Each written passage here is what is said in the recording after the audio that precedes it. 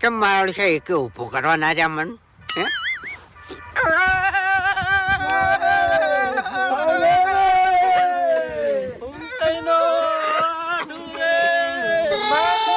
ફૂમતા હવે ચેતી જા તારા ઢેસણ ભઈ જાય ને તો અરે તને ઊભો કરવા નહીં રે